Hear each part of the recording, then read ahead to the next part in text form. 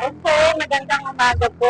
Andito po tayo ngayon sa Vista Rosa, San Francisco, Binyan, Laguna.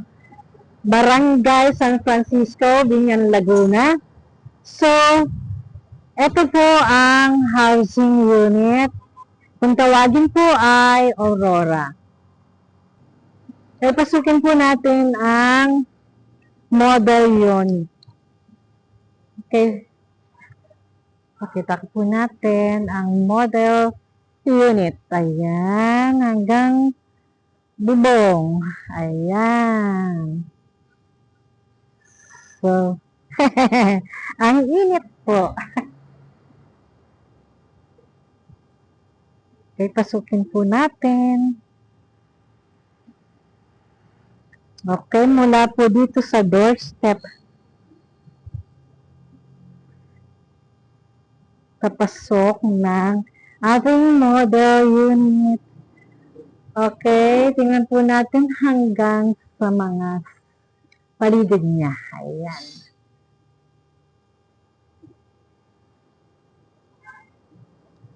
Okay, pagpasok po natin, okay, may folder ba ang tawag dito? May counting steps.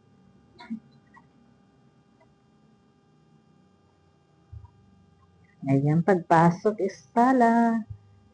Ayan po.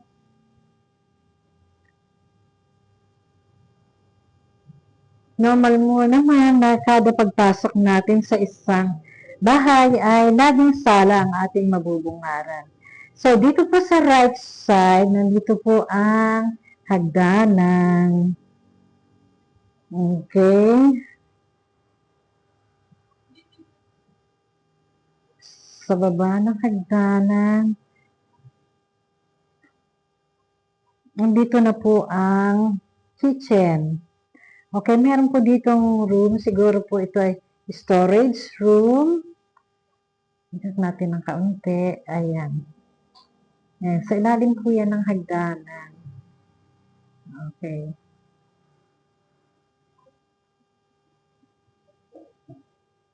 Storage room. Pagpasok natin ay kitchen. Ano po kaya itong kitchen? Tapos, meron po ditong ayan. So, mayroon po ditong space na pwedeng gawing laundry area. Maliwanag po siya hanggang dun sa taas. Ayan. May open air po doon sa taas. Ayan po. So, ito po yung laundry area. Okay, atras tayo ng kaunti. Ayan, may salamin po dyan. At dito naman po, tingnan natin kung ano tong room na to. Ay, siguro po baka ito po yung bathroom. Usually naman po kasi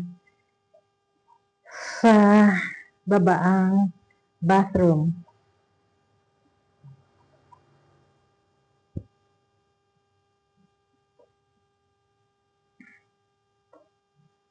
Okay, ito po yung pinakasala.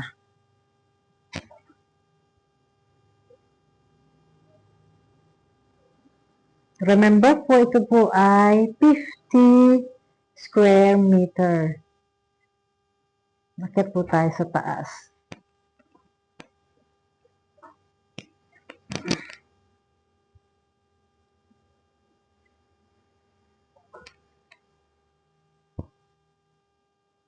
Okay, pagpasok po natin sa taas.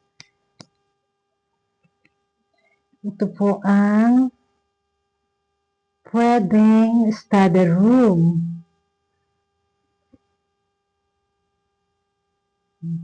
Okay. May space po dito. And then, pwede rin po itong maging living room. Ayan po. Ang ganda po ng pagkakagawa niya po. Tingnan po. Okay. Concrete po ito. Sementado. Tingnan natin din ito. Simentado rin po.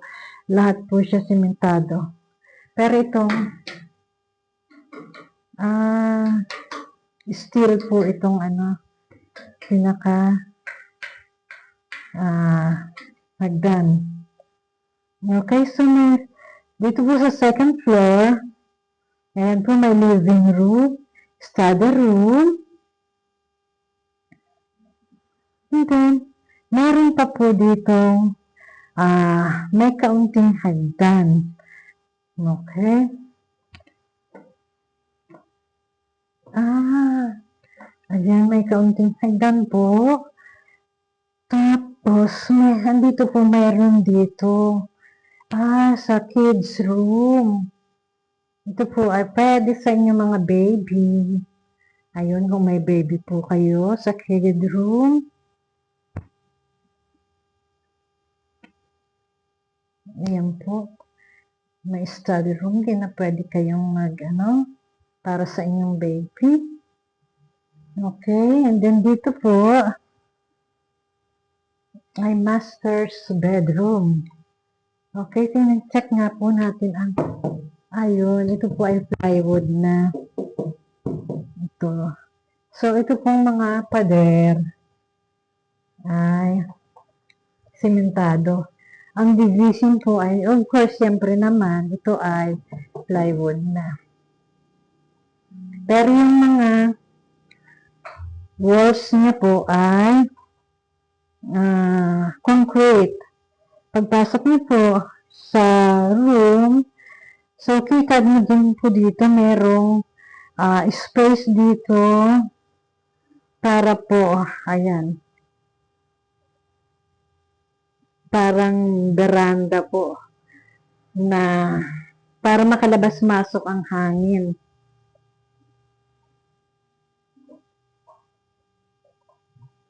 Okay, pasok po dito tayo sa master's bedroom. Ayan po. Ito po yung kanina. Sa bintana na to, yung kanina sa kabilang room nakita natin. Tapos ito po ngayon ang bedroom. Master's bedroom. Ayan.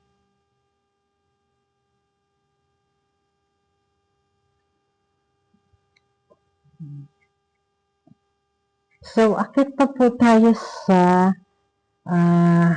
may isa pa pong stair. Parang third. Pero, ito po yung third. Tama po, ito po yung third floor. Okay, dito po sa may parang third floor, meron pa po ditong bed. May bedroom pa po dito. Ayan po. So, bali pangatlong bedroom na po ito. And then, dito po andito na po ang CR. May CR po dito. So, kanina dun sa baba po ay meron, palagay ko po nakasara lang yung isang room doon. Kanina sa tabi ng kitchen ay CR din po siguro yan. So, mula po dito sa second floor, yan po yung second floor, and then ito po yung pinaka third floor natin. So, pasukin po natin dito po sa may hagdan, andito po yung CR, tapos papasok po tayo dito sa akit po tayo dito sa pinaka third floor po niya.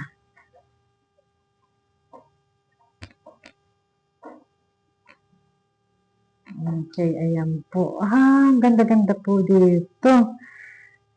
Wow!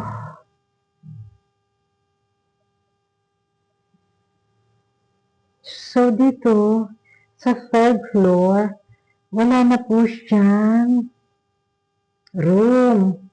Okay, pakita ko po sa inyo. Ayan po yung bedroom sa second floor. Okay. Tapos, eto na po yung sa third floor na Andito po yung pinaka-terrace. Oh, may living room din po dito. Pero pwede niyo po itong gawing room din. Nasa sa inyo po yung kung ano yung i-design nyo. Ito po ay model house lang. Pero ganito po yung yari niya. Okay. Ang ganda po. Buksan po natin dito. Yun. Ito na po yung pinaka third floor. So, andito po yung pinaka terrace nila sa third floor. Ayan po. Silipin po natin doon sa ibaba. Ayan po.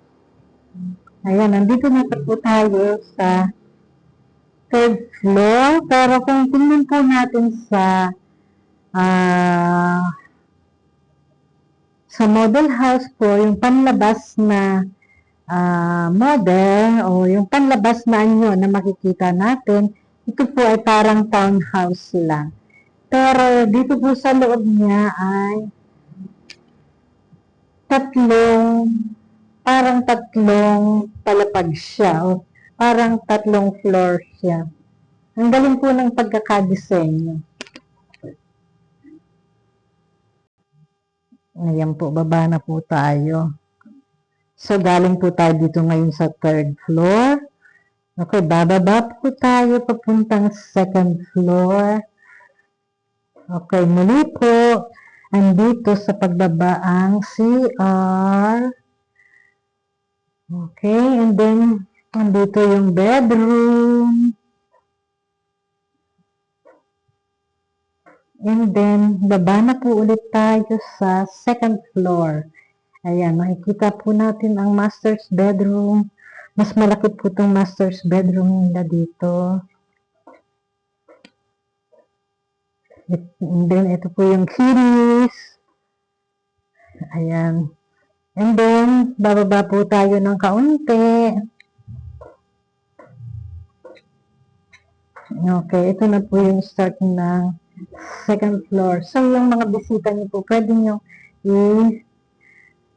i-gather dito sa second floor. Or yung mga private friends ninyo, mga family.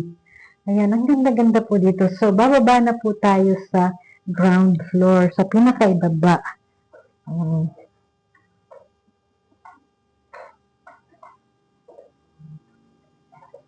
Ito na po yung main living room. Ayan.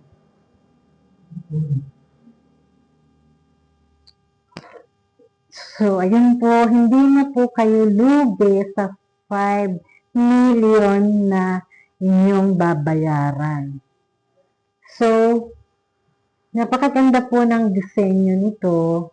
Kaya po, masasabi ko sa inyo, mag-avail na po kayo dito dahil napakaganda po nitong unit na to. Kung tingnan po natin sa labas ay dalawang palapag lang or townhouse. Pero yung design sa loob ay tatlong floor. Wow, ang galing naman ng architect nito. Ayun lang po, mag-reserve na po kayo. Dear Makapugan. Accredited salesperson po ito. Tawagan nyo lang po ako or message nyo lang po ako dito sa 0994-248-5787. Yun lang po. Have a good life.